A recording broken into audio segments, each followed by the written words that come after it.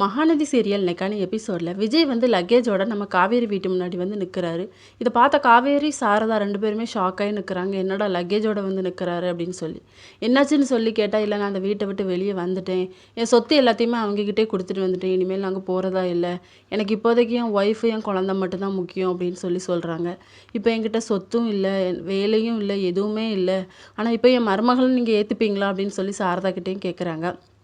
காவேரி வந்து சொல்கிறாங்க, நீங்கள் தாத்தா பாட்டிக்கிட்ட கொஞ்சம் நிதானமாக பேசியிருக்கலாம்ல அப்படின்னு சொல்லி.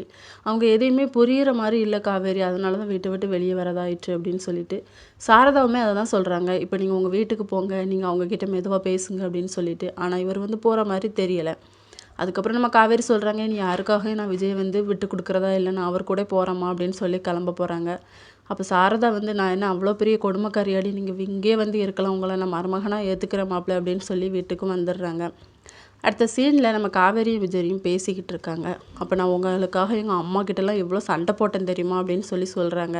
நம்ம தாத்தாவை எப்படி சமாதானப்படுத்த போகிறோம் அப்படின்னு சொல்லி பேசிக்கிட்டு இருக்கும்போது, அதெல்லாம் நீயும் நானும் நல்லா ஹாப்பியாக வாழ்ந்தோன்னு அதை பார்த்தே தாத்தா வந்து கூடிய சீக்கிரத்தில் நம்மக்கிட்ட வந்து பேசுவார், சமாதானம் ஆயிடுவார், அதை நான் பார்த்துக்கிறேன் அப்படின்னு சொல்லிட்டு வந்து விஜய் சொல்கிறாரு.